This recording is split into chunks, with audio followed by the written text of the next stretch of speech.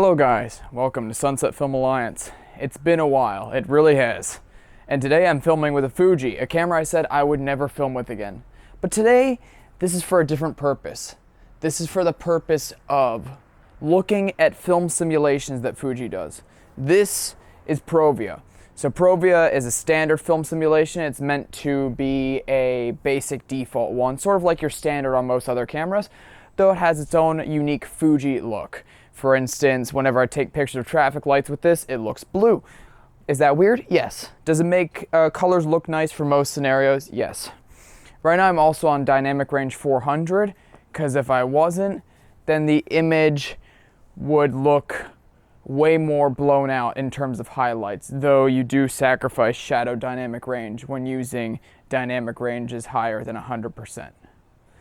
Let's take a look at the next one. Alright, now we're taking a look at Velvia Vivid. So you ever see those travel videos where people just go and raise the saturation and contrast extremely? Well, this is how it looks. Thing is, it does make my skin look a little oversaturated. Some people like that look, some people don't. Also, it makes greenery and bluery, is that even a word? The primary colors, makes them very saturated. And this is based on an old film stock that was used on positive film. And positive film was basically a film type that is similar to digital sensors in that when you take the picture, it's there and you don't have to convert it later with printing paper. And so that's Velvia for you. Now we're going to take a look at its softer brother, Astia. Alright guys, so now we're looking at Astia. Astia is basically vivid light. Imagine that, a vivid light. So vivid, but you have less contrast. So you can actually see me in the shadows right here. Though the camera's focusing on the background like our old Panasonic friend. There we go, now it's focusing on me. That's autofocus for you in a nutshell, and that's Fuji's. Just as bad as Panasonic's old stuff. Anyway, the thing is that Astia is a good candidate for you if you are shooting both vivid hues as well as a person, because it doesn't overblow skin tones like this, and it also doesn't tend to take other things out of proportion, but it keeps greens and blues very vivid, which is nice to the viewer. I do, though, recommend for all of these film profiles to be using dynamic range of 400% on any Fuji camera, just so that you get the most latitude to work with. Now we're taking a look at a favorite for many photographers. This is Classic Chrome. So Classic Chrome, the thing about it is that it's based off of Kodachrome 64. And Fuji can't call it Kodachrome 64 because they get sued by Kodak for it, even though Kodak is a big kind of failed company. And the thing about this is that it gives you very muted colors and some harsh tonality. Now, do I like this look for most things? Absolutely not. Is it great for urban environments, unlike, California? Yes, absolutely. It is amazing for city environments like New York City, Washington, D.C., Tokyo, any big, very urbanized city. It's great for. For other things like portraits, I don't know. I mean, look at the skin tones on this. I mean, oh, come on. There we go. It looks okay, but I look sort of zombie-like, and I don't like that. So let's look at another one that we can go with. All right, guys, this one's called Pro Neg High. Pro Negative High. And what this means, basically, Pro Negative is Fuji's answer to Sony, Canon, Nikon, Panasonic. Basically, Pro Neg is the closest you'll get to basic colors to start with on editing. Now, Pro Neg High, the reason it's called Pro Neg High is because you can have high contrast in this profile. The next one, Pro Negative Standard, has lower contrast, which is better for editing. This one with the higher contrast looks better straight out the gate if you like a very, very neutral looking profile. This would be most similar to neutral on Panasonic, natural on Sony, natural on Canon. I think it's also called Faithful on Canon, and neutral on Nikon. So let's take a look at the standard version, and you guys will notice how it differs in contrast. I am using auto exposure, which could sway this one way or the other, but I'm keeping the white balance fixed so you see the color differences. Now this is a pro negative standard, and pro negative standard basically what it does is has some of the most soft tonality. It's good for editing later for pictures. For video, it's the closest you'll get probably to Rec. 709. As you can see highlights and shadows a lot at the higher dynamic range options. So this is great for editing raw photos if you want Fuji photos to not look special, but the point of getting a Fuji is to make your photos look special. So I don't understand the use of this. Maybe to match with other cameras it's pretty good when you're raw editing, but in that case you would use Adobe Color. So this is pretty good if you want a Rec. 709-like profile, since Fuji officially does not have a Rec. 709 film simulation or video mode. Let's take a look at some more unique ones. This is Classic Negative. Now Classic Negative aims to replicate Fuji Xperia Extra 400, one of my favorite films. And the reason it's one of my favorite films is because it shifts reds towards orange and it shifts pinks towards red.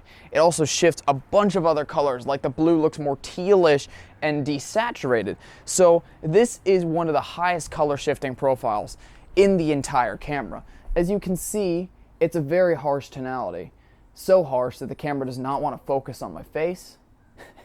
And it's making the sky look almost white back there. Trees look less green, which, take it or leave it, some people like it, some people don't like it. And other colors shift in wild ways too. I would experiment with different white balances on this profile, because this is the major basis profile that Fuji X Weekly does its film recipes on. Let me know if I should do a video on some of those film simulations and what they look like in video, because you can't really, perfectly copy them over because there's no clarity option in video, but you can do it for the most part with white balance adjustments, highlight and shadow adjustments. So you know them by name. You know them by Cine D2 on the Panasonics, by Cine 1, 2, 3, and 4 on the Sonys, by flat on the Nikons, and by neutral and shifting the contrast down on Canon, because Canon doesn't have a flat profile that's good, and by, Pro Tune on the GoPro. They come in many names. On Fuji, it comes in Eterna, and Eterna is based off of a film stock that they produced.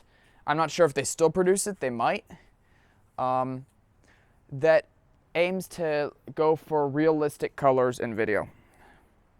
I find this is a great flat starting point if you don't like working with log. In fact, the best. It can even be shown as is. It looks very nice, very muted, very low contrast. Great for most scenarios. Not the best in low light, though in low light you don't want to be using the high dynamic range options on Fuji. So yeah, that's Eterna for you. And I like shooting Eterna by default when I'm shooting video on a Fuji camera, just because it's the nicest picture I can get without having to fiddle with log and mess up possibly. Everyone has someone in their extended family that they don't like too much. And Eterna has one of them. Eterna has an ugly stepbrother, and this is it. This is Eterna bleach bypass.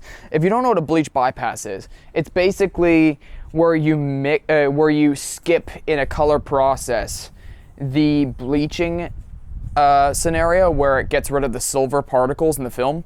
And so when you do that, it leaves the silver particles in, leading to the silverish, nasty, unsaturated, high contrast look. Do I like it for almost anything? No, let me get closer. Let me get closer. Let me get closer. No, I really don't like how this looks. You may love how this looks, and more power to you. Use it on whatever you want. But if you're doing something like a nature documentary, or if you're even just doing basic YouTube videos, unless you want to use this as some sort of harsh filter for a gritty scenario, I don't see another use for it. So Eterna Bleach Bypass is by far my least favorite film simulation on Fuji for that very reason. Now we're going old school. As you see, I'm in black and white. And this is Acros, which is based off of Fuji's Acros 2 film stock. And basically it's a more sort of harsh tonality black and white. It's good for like film noir type scenarios. And it's great for when you want a good looking black and white image out of the camera. Will you shoot black and white video for the most part? No. But is it good to have multiple black and white profiles in case you do? Absolutely. I implore more camera manufacturers to do more black and white profiles, because on most camera manufacturers, there's one. There is monochrome and that's it. Or maybe they call it B/W or B+W, whatever. On Panasonic, there are 4. There's monochrome, L monochrome D, and L monochrome S. That's a lot. On Fuji, there's 2. There's Acros and monochrome, which we'll look at next. Acros, as you can see, is a nice high contrast looking monochrome, and it's great if your project calls for it. So now we're looking at monochrome. And this is just basic monochrome, not much to say here. It's black and white, it's black and white. It's taking the Provia film simulation, just removing all the saturation. That's basically what it is. If you like this look, then you like this look. Personally, I prefer Acros because of how it looks, but that's my point of view. And yeah, now let's move on to the final film simulation and the least used of all of them. I don't know what you're doing around these parts, partner. So basically, this looks like if you were taking a photograph in the 1800s. So if you really like sepia tone, more power to you. I don't like it that much. I still like it more than our Eterna Bleach Bypass over there. But this one is a specialty one. It's like black and white, but you have a shade to it. Just because it's an old type of film that manufacturers used before they could get a good black and white process. And so if you like that 1860s look, more power to you. I don't like it. Let's move on to the standardized profiles. And by that, I mean that they aren't film simulations, but they're standards that they try to follow in each camera and that you can use in professional scenarios. Let's take a look. All right, guys, so first we have HLG. HLG basically is, as I've said before in other camera picture profile comparisons, HLG is a high dynamic range HDR profile that can be easily converted into Rec 709 and graded nearly directly. You still have to convert the Rec 2020 into Rec 709. You don't know what that means, don't worry about using this profile. And basically gives you some high dynamic range. Will it be as high dynamic range as RAW? Absolutely not. Will it be higher dynamic range than flat profiles? Absolutely. This is a good in-between, and this is especially great if you have a Fuji 8-bit camera, if they even include HLG. If you see log on an 8-bit camera, stay far away because it'll introduce banding in the skies and color noise in the shadows. Will you notice that in a YouTube video after its horrible compression? Absolutely not. Will you notice it in a film projected on a massive movie screen? Absolutely. So do not use log for professional scenarios if you don't at least have a 10-bit camera. Luckily for us, most Fuji cameras are 10-bit these days, but you never know. I mean, take a look at the XS10. I believe that's still an 8-bit camera. Let's take a look at the big one. The one that should give us the best picture quality. We're now taking a look at F-Log. This is F-Log, and this is F-Log graded. Basically, F-Log is a log profile, and a log profile takes an image and gives it way lower contrast. I'm completely simplifying this. gives it lower contrast and a logarithmic curve, so you get more details in the shadows and highlights at the same time, though it is highlight heavy to try to increase dynamic range, since cameras with digital sensors tend to be weak in highlight dynamic range, though strong in shadow dynamic range. And basically with this profile, you can get the highest dynamic range in compressed video out of a camera. In RAW video, log doesn't matter because RAW does not have color space. Does the Fuji X-T4 do RAW? Absolutely not. So this should be the best image quality that you will get out of this camera if you put the correct lookup table or you do color management. You don't do either, don't worry about log. Eterna is the profile for you. So in conclusion, that was the Fuji film simulations. Let me know if I should do a video on film recipes, a more extended video than my previous one. Let me know how I did in the comments. I haven't made a video in a while on camera. And I hope to see you guys in the next one. Hopefully it'll be sooner than how this video was after the last one. Have a good day, guys. And we're almost at 1,000 subscribers.